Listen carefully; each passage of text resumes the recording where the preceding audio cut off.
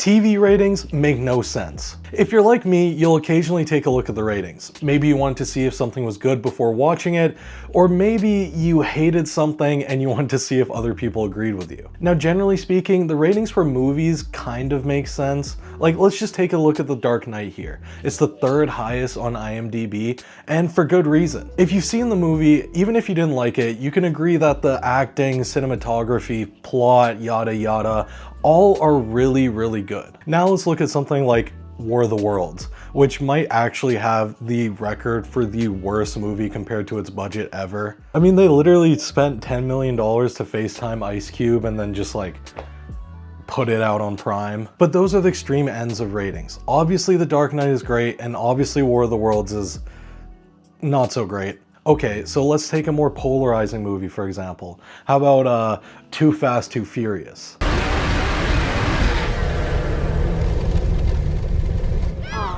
American Muscle. Now, a lot of people didn't like this movie for various reasons. Dialogue sucks, there's no Vin Diesel, and most importantly, there's no mentions of family anywhere. But a lot of people did like this movie. I mean, it's over the top.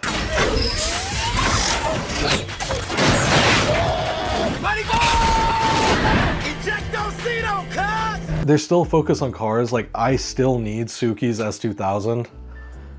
And Devon Aoki. And we get introduced to two fan favorite characters, Tyrese and Ludacris. Okay, so what's this movie's rating? A 6. A middling score for a middling movie. And a 6 makes sense for this movie. I mean, it's not great, it's not terrible, it's just kind of a movie. So why am I even telling you any of this? Because my young Padawan, you're my young child. Because TV show ratings in comparison don't make any sense at all. Severance, a modern classic, 8.9. But you know what's better than Severance? Fucking One Piece, a show where its entire fan base hasn't even watched the entire show. Oh, Euphoria, oh, another modern classic, 8.2. That's respectable. But you know what's better than fucking Euphoria? The goddamn serialized comedy Silicon Valley with an 8.5. Like, ooh, look at that. It's Daredevil. Great, 8.6, respectable, but you know what's better than Daredevil? Fucking House with an 8.7. I might be going insane. Like everybody else on the internet, I was patiently waiting for the release of Stranger Things. I watched the first ones that they released, but unfortunately for me, my holidays were really busy, so I wasn't able to watch like the rest of them that they dropped. But a funny thing happened the next day when I went on TikTok and I saw people absolutely trashing the new episodes. You know, I thought that was weird because the first few episodes that they dropped, really great. It's obviously not on par with season 1 of the show, none of it is, but I thought it was pretty good. So this prompted me to be like, what the hell? And I checked the ratings. Holy shit. Not only did season 3 have a higher average than season 2, which is just fucking stupid, but a 5.6? What? Okay, I finally watched the episode and I get why it was rated like poorly compared to the other episodes, but a 5.6, you guys are, you're just ungrateful. A 5.6, I don't even know, but this is important. We're gonna come back to it later. First, I think we need to know how we got here for any of this to actually make sense. All the way back in the 1950s, the Nielsen Company, famous for ratings of radio shows, did anybody else know that was a thing? They moved into TV. They started rating TV shows. It was actually kind of interesting. They introduced these like paper diaries that viewers could fill out at home and then mail them in. They actually became the industry standard for rating TV shows, and they evolved as technology evolved, obviously. They expanded through automated systems, ditching the paper diaries. They delved into age and gender demographics, but the number one thing that they were looking for was viewership numbers. At this point in time, there was already movie critics giving their thoughts and opinions on movies that come out. But for TV, it was just viewership. The ratings were purely based off of the number of people watching a show rather than like how good it was. This was because pleasing advertisers was really important, and it kind of determined the fate of a show. It really didn't matter if you were making a masterpiece. If nobody was watching it, you were not getting renewed. And on the flip side, you could make absolute slop garbage, and if people were watching it, you would get another season. Now you might think that's how we still do things. And you would be right, but there is a key difference in how viewership acted in the past versus how it does now. Back in 1950, There's like 3 programs. No, like seriously, there was only NBC, ABC, and CBS, and from those networks, there was only roughly about 100 shows to actually watch. Because there was so little choice available, only looking at viewership numbers kind of made sense, because obviously the best shows would filter to the top of being the most viewed. Okay, so now let's compare that to today. Jarvis, how many shows are made every year? 500. Now add in how many shows we have that are canceled or just finished on cable, reruns, and streaming platforms, and you have a lot of TV. With all the selection we have today, only using viewership numbers to determine the rating of a TV show would make no sense. It would be completely random. Friends would have a 10 out of 10 absolute cinema, while like Severance season 1 would be rated a 2. But thankfully, TV show ratings have kind of evolved, and now we rate things based off of how good they are, and that generally determines if they get another season. The key difference between then and now is that TV show ratings were high before because they had a large audience, but now we have a large audience because the ratings are high. We have algorithms on Netflix that pushes the highest rated TV shows and movies to the front of your Explore page, and also Emily in Paris. We have algorithms on TikTok that pick up on a show's initial popularity and compounds that popularity by pushing it to more people. I mean, the general pipeline of a modern TV show kind of goes like this. A big ticket show gets released on streaming platforms or cable. Reviewers, journalists, YouTubers, fucking TikTokers all review it as fast as possible and give out their opinions. If the show's really good, it gets pushed further and further on the social media platforms. And if the show's bad, it generally doesn't get pushed out as much, and it might squeeze out a second season before just getting canceled. Now, this doesn't always work. Like, personally, I thought Inside Job was pretty funny. Like, it was like a Rick and Morty substitute. But nobody really cared or like memed it or like spoke about it at all, so it kind of just got canceled after season 2. And then on the flip side of that, there's like Riverdale, and I watched this when I was the age demographic. I was like 15 when I watched it, and even back then I knew it was ass. But what do you know? It got 6 more seasons. Yay! Okay, so it's not a perfect system, but it kind of works. Okay, now let's look at the ratings for Riverdale. A 6.4? Actually, that's not even that bad. I genuinely thought it would be like an 8.0, but 6.4 is like, okay. I mean, I would rate it more like closer to a 4, but you know, that kind of makes sense. Wait a second here, I see some 8.0 ratings. That must be some great TV. I mean, an 8.0 rating, that means that this episode is better than like Training Day, Lord of War, Mars Attacks. I mean, this episode must be absolute cinema. Let's take a look at it. In case you haven't noticed, I'm weird. I'm a weirdo. I don't fit in, and I don't want to fit in. Have you ever seen me without this stupid hat on? That's weird. Oh, okay then. Wait a second.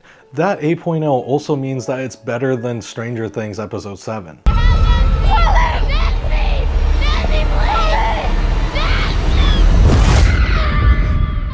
Now, boy, do I have a twisted secret to reveal, starring Betty Cooper. Leave her the hell alone, Chuck. Shut up, Andrews. Look, you may get a free... Are you okay? Do you hurt it? Where? I can't feel much. Do you feel this? Do you feel my hand? A little.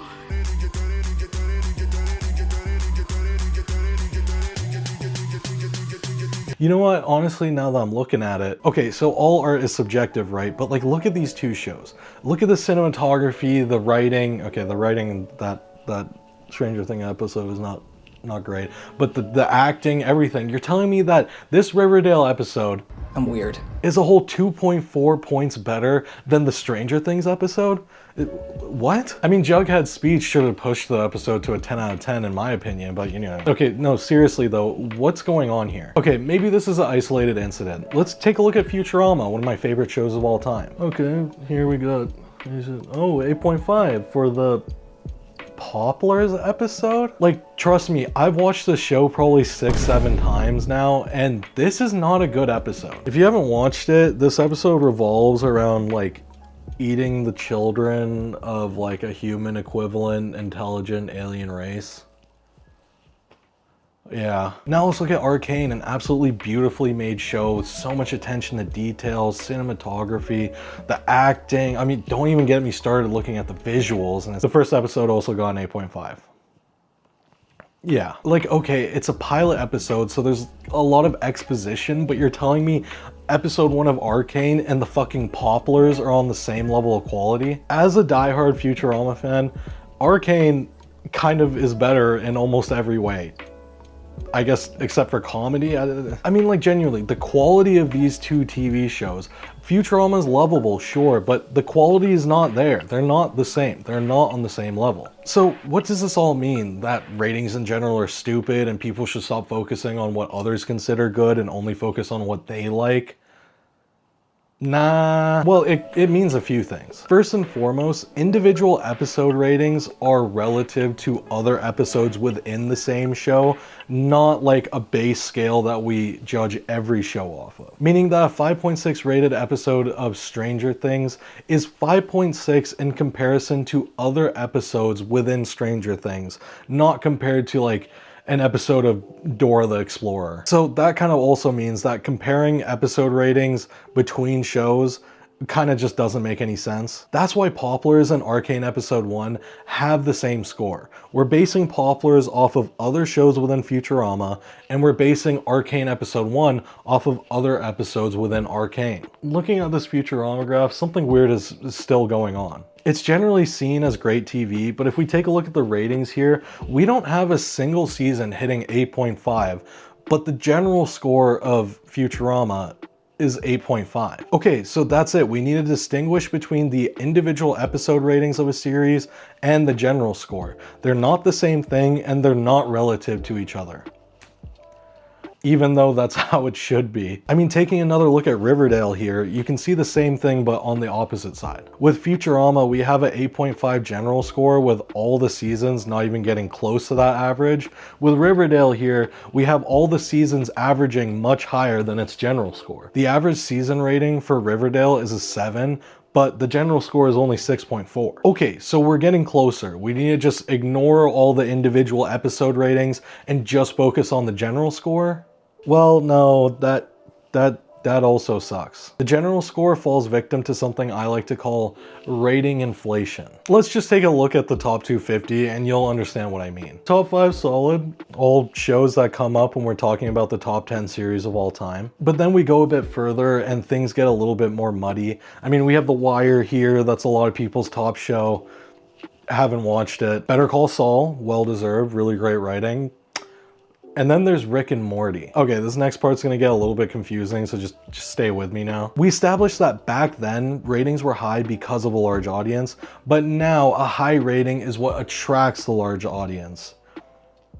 But with such a large audience, the rating now falls victim to rating inflation. Rating inflation, when something's good, but really popular, so people consider it absolute cinema, even though it's like, still just kind of good. Rick and Morty is a good show. It did a lot for adult cartoons. It had a great story, especially in the seasons 1, 2, and 3. Then it kind of fell off. Then the creator beat his wife. The thing is, Rick and Morty is a good show, but if we compare it to a real show like Breaking Bad, let's consider that our like 10 or peak. Rick and Morty is barely getting a 7, like, let's be honest here. It fell off massively. The writing was smart only like half the time, and that was only in the first 3 seasons. And the animation is just fine. Like, it's just a normal animated show. But because it's so popular, the show that's really pushing a 7 got a 9. Now, like, a normal person who looks at the top 250 shows is gonna think that Rick and Morty is on the same quality as like fucking Game of Thrones. You're gonna tell me that Rick and Morty is better than Severance, Narcos, Boardwalk Empire? Who added this? And to add to this, rating inflation is made even worse just by the nature of a TV show. Movies we can judge more accurately because we spend less time with them. We can better judge the quality of a movie because it only has a certain time to impress us, and if it does, it's probably well made. In a TV show, we spend hours getting invested in the characters, the world. I mean, we get way more emotionally invested into it because of just how much raw time we're spending on it. And yes, this should affect our ratings. It's a TV show, not a movie, so we should be rating off of how emotionally invested we are, how big the world is, how deep it is, you know, all that good stuff. But it makes us way more forgiving just based off of the sheer amount of time we've invested into the show. We don't care as much about one shitty episode of a TV show as we do about 15 shitty minutes of a movie. Unless the show you're talking about is Stranger Things with the penultimate episode and that one episode that we're just not even going to mention. Okay, let's recap here. So we figured out that individual episode ratings are relative to each other rather than being a base scale for every show, and that general ratings are more accurate than they were before, but still fall victim to rating inflation due to popularity and just time spent. And I think all of this kind of boils down to a single problem, that is, anything that's dog shit is considered okay, and anything that's good is now considered fucking amazing. Like, have you ever seen Vampire Diaries? That shit's ass, but like, look at the ratings. A 7.7 general score is just wild. And then we can see the same thing. The average score of all these episodes is 8.2, but the general score is still only 7.7, which is still too high. The interesting thing is the rating inflation for Vampire Diaries is very similar to Riverdale. Riverdale is a 6.4, but probably deserves like a 4.5, and Vampire Diaries is a 7.7 that probably deserves a 5.5. And now that I think of it, Rick and Morty is a 9 that probably deserves more like a 7. Wait, so is that it? Have we finally figured it out? Just take a 2 off of every single show and that's probably what it actually deserves? No, of course not. That doesn't make any sense at all. If we took a 2 off of every single show, the ratings would still be the same in comparison with each other. And then it makes even less sense for shows like Breaking Bad that have a 9.5. I mean, TV does not get any better than that. So what then? What shows do we take 2 points off of, and what shows do we not take 2 points off of? Do we throw in the towel and admit defeat because all this is way too complicated? Yes. Who gives a shit about TV ratings? And this goes for movies too, even though those ratings are generally more accurate. It really does not matter what other people call good and what other people call trash. I mean, personally, I thought that new Marvels movie was pretty funny. I thought it was pretty okay, especially compared to that first one. And I also think Supernatural is ass, Lost is ass, Friends is ass, and I can barely sit through an episode of The Office. Like, sorry. Those that I just listed are considered some of the best shows of all time, and I don't give a shit. Even though I like The Godfather, my mom, my dad, my sister, they couldn't sit through it. Do you see anything missing from this title card? The rating. There's no rating here because even Netflix understands it shouldn't taint your opinions before you even watch the damn thing. It gives you a short synopsis, which is usually actually way too short, so you should go watch the trailer, and it gives you a teaser. You can watch all that, but it doesn't give you a rating because you should make your own opinion about something. We've gone so caught up in trends and only consuming what other people say is good that we've forgotten that none of that actually matters. Like, who actually cares? We should just focus on what we like and make our own opinions about it. Watch what you want to watch, and it's as simple as that. Thank you all for watching. If you want to watch my last video, there's only 2 of them. That one's a bit less serious than this one. I don't know, I'm trying different things for this. If you made it this far and you somehow liked what you saw, drop a subscribe or whatever they say at the end of videos. Thank you, bye.